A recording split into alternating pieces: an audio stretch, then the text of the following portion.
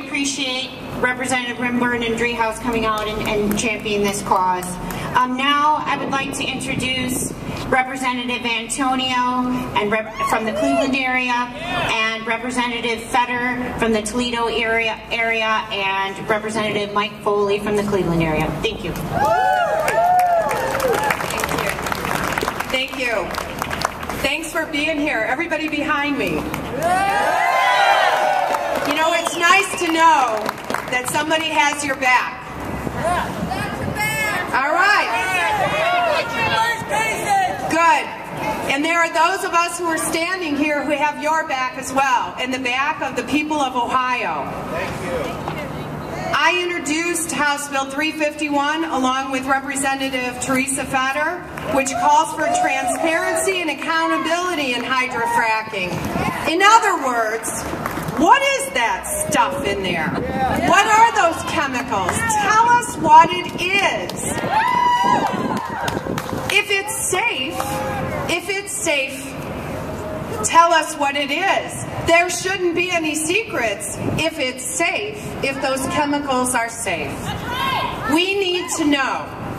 We need to know. We need to have a baseline for testing before the fracking occurs, so we know what happened in the process of fracking, so on the other side we can find out who needs to be accountable if there are problems, if there's been contamination, if the water is radioactive or toxic.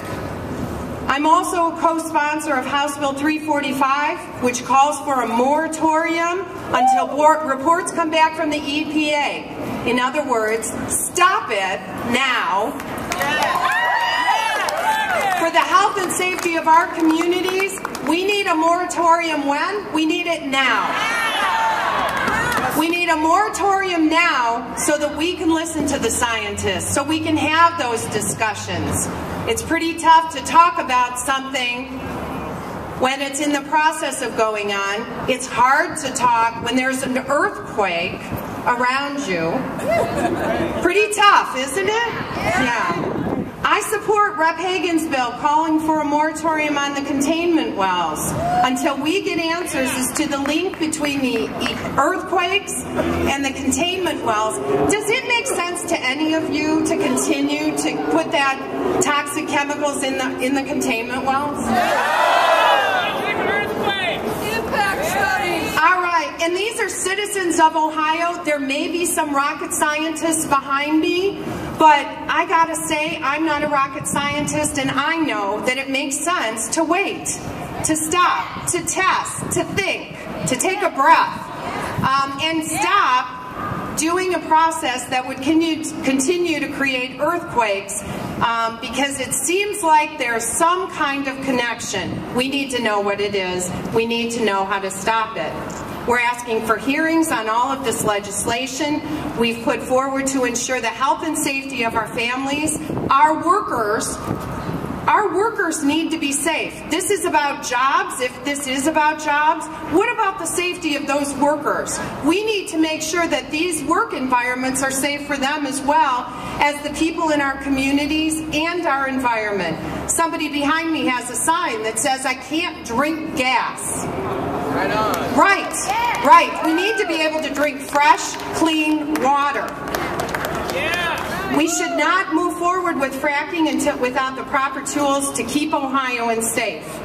These recent earthquakes in Youngstown have shaken us up, and hopefully they've woke us up to the real dangers of many of the aspects of hydrofracking process, including the storage of the water in containment wells. You know, years ago, coal miners would carry a canary down into the tunnels with them. If dangerous gases, such as methane or carbon monoxide, leaked into the mine shaft, the gas would kill the canary before the miners.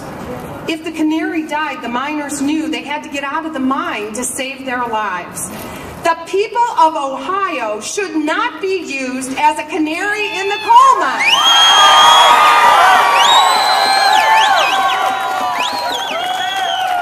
We heard from Jamie. Jamie is our canary in the coal mine, and she should not be, she's not the first, but she should be the last. We should not accept this.